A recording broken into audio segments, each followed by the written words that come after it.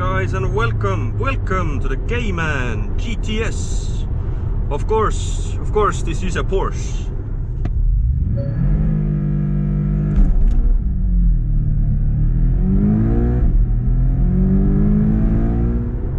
And that was launch control in the wet with rear wheel drive. So obviously we did not get a good time. I will do a couple of more runs, but so far my best result is 4.7, which in these grippy, well, non-grippy conditions is absolutely perfect, I would say, because on paper this car will do 4.1 seconds to 0 to 100 kilometers an hour, which is a stupidly fast time for a car like this. This is a small sports car, not a supercar, not a fast, you know, super expensive sports car. This car starts at a very reasonable price range, around 60,000 euros. I forgot how much the GTS cost, but I remember that it was roughly 10 to 12,000 euros more than the Cayman S. And you're probably wondering, well, is it worth that kind of money? Is it worth more than the Cayman S? Because they both have similar amounts of power. And the simple answer is yes it is, because you get so much more kit for your money, and you get more power, and you get a better resale value as well. So all in all, you're probably, oh, this car darn good. As I was saying, the price difference, you probably are better off getting the GTS if you can afford it, because you get so much more kit for your money, better suspension, better sports seats, 20-inch rims, better lights, styling details all around the car, and especially Sport Chrono. Sport Chrono means you get this little knob here, which you can set to individual, normal, sport, or sport plus, and you also get launch control, which is, well, it's necessary, to be honest. And yeah, on those factors alone, it's worth getting the GTS, not the S. On the topic of depreciation, this car will actually hold its value very well. It's very similar to the 911, even better actually. What you will pay, and pay very much if you go crazy, are the options. This car, as listed, was 100,000 euros, which is too much for this car, I think. On a Cayman, on a sports car, you do not need stuff like adaptive cruise control, the navigation, skip the, I don't know, safety stuff. Just get sports seats, Alcantara steering wheel, heated steering wheel, by the way. The button is down here. If you're not a Porsche person, if you push a button down here, the heated steering wheel is on. Very nice feature and well worth the money. Apple CarPlay, of course, you need to get that, but again, do not go crazy on the options. Just basically get the standard car and everything you cannot live without, and then you will have the perfect car. And yeah, that's how I would spec it. Probably I would get it in a lighter color, or a very bright color actually. Yellow, maybe red, something like that, because darker colors on these cars do not work that well. This interior combination is the one I would probably get. I would get the one with red stitching. This is the one with just black stitching. It is full Alcantara steering wheel, Alcantara headlining, Alcantara seats, and these are of course the sports seats, which are so adjustable, and they just grip in all of the right places. Okay, so let's take a quick look on the outside of this car. The Cayman, well, as I said, introduced in 2016, it stayed mostly the same compared to the pre-facelift version, but it's become more 911-ish, if you know what I mean. It's more sleeker, more rounded somehow. It's more beautiful, so to say, and a bit more sporty as well, I think. I do like the black taillights. They do look very good. Now, practicality. This is the rear hatch room, so to say. As you can tell, it fits my camera gear and my computer gear very nicely. It also has space for a suit or a briefcase that will move around in this area. And there's also some cubby spaces here. I'm not sure why would you use anything like this, but well, it's there.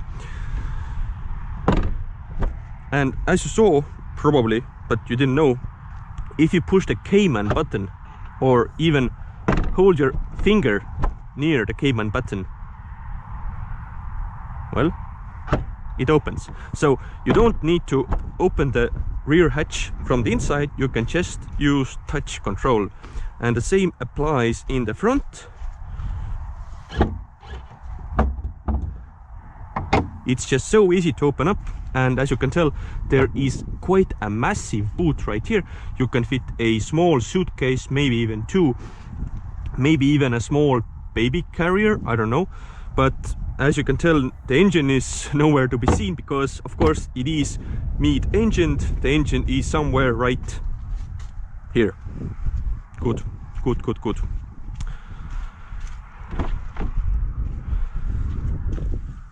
Now, I already probably mentioned the seats, but the seats and the interior quality is something beautiful actually. I'm not gonna say it's the best in class, but probably is. Alcantara leather everywhere. The headlining is Alcantara, seats are Alcantara in this GTS version. I should probably also show you the key, which is like this, a regular Porsche key, looks like a car. Very nice. But this car also has keyless entry, so this means you don't have to take the key out of your pocket. Just go touch the handle and the car will open. Now inside, how do you start the car? It's on the left hand side, and it's not a push button, it's a twisty motion. Very nice. And it fires right up. It sounds like an old Subaru. Shut up. It sounds rotty and mean.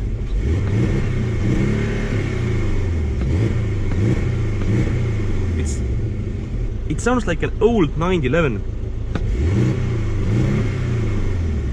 It really does sound like an old 911, and this is very high praise indeed. Now, some people might not like it.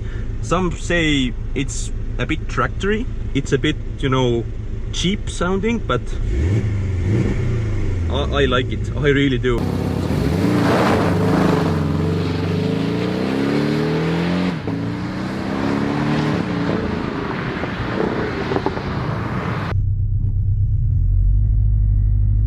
But let's talk about the main feature of the GTS, and it's the engine. Before, the GTS was naturally aspirated straight 6. Now it's a 2.5 liter 4-pot turbo. Has it lost some of its character? Maybe yes, but not much. I like how the engine feels non-turbocharged. Peak power is way up in the RPM range, and due to the long gearing, you really use it. Hit the rev limiter on 3rd and you probably go to jail in most countries. If it was my money, I'd probably go for the 4 liter GTS with a manual gearbox, since it's the exact same price as the PDK 2.5 liter GTS. And as Chris Harris already told us, the 4 liter is very close to the GT4, so why not just get the baby GT4? Just makes sense. In this car, the engine is matched with a PDK, a glorious gearbox that is fast when needed and smooth in town when you're just cruising along. Now, one other thing about this gearbox that I absolutely love is the fact that they still have this old style gear knob, and it's just so chunky and feels so quality. I mean, if you put it in drive, it just clunk clunk clunk. It feels like, yes, this works properly, and it will work for 20-30 years without an issue. And also, if you put it in manual, it's like a sequential feeling. It really is. You can pull quite hard on the gear lever and it will still clunk clunk. It will just feel like a sports car.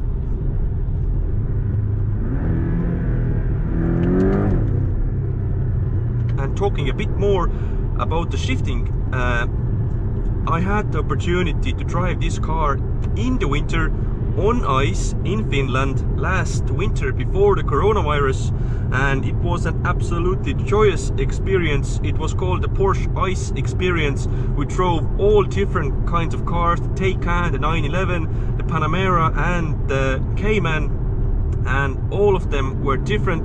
The Cayman was my choice if there was a tight technical course on ice. This was just the best car to do it in. And one thing I noticed while driving there, it isn't a thing that you will notice while driving on a street on asphalt. The pedals are just a bit too far off. I think it's hard to hit the gears while you're driving.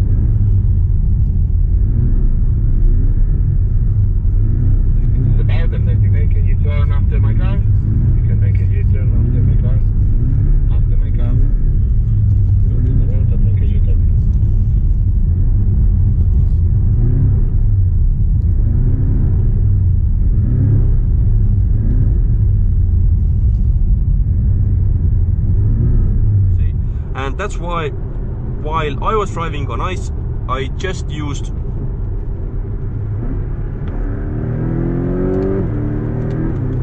the gearbox down here. Yeah. And then it was absolutely perfect.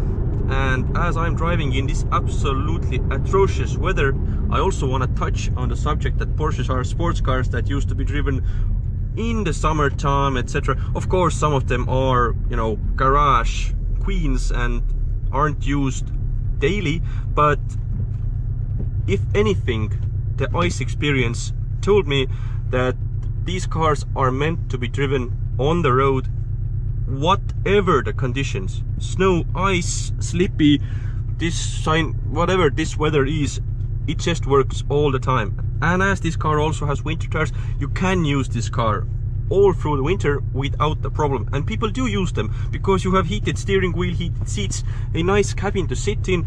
It is rear wheel drive and you can switch the traction control off fully so it will slide about. So basically there is no excuse to not drive a Cayman, and definitely not an excuse to not buy the Cayman because, well, in Estonia you have 360 days of bad skiing weather. Well, boo freaking who, you can drive it in here as well. It's sort of a quirk, so to say, of the Cayman, or maybe even Porsche's general, I'm not sure. If you are in sports mode, not Sport Plus, the exhaust crackles and pops on the overrun. If you are in Sport Plus,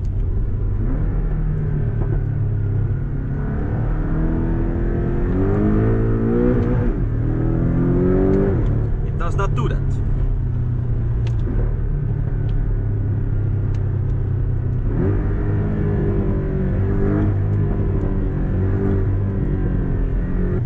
It only crackles and pops on the sport mode, not Sport Plus.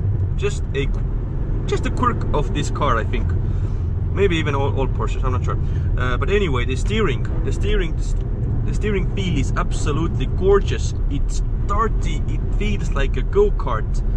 It isn't as fast, I think, as the new 992. It feels a bit more lazy, but that might be due to the winter tires, I'm not sure. So, in conclusion, I really like the Cayman GTS. It's a nippy little sports car that doesn't take things too seriously, but can still set your trousers on fire if needed. Many versions to choose from, so it's on your wallet to get the right decision. There really are no bad choices, so yeah, it's up to you. But yeah, thank you for watching my review, and yeah, bye bye.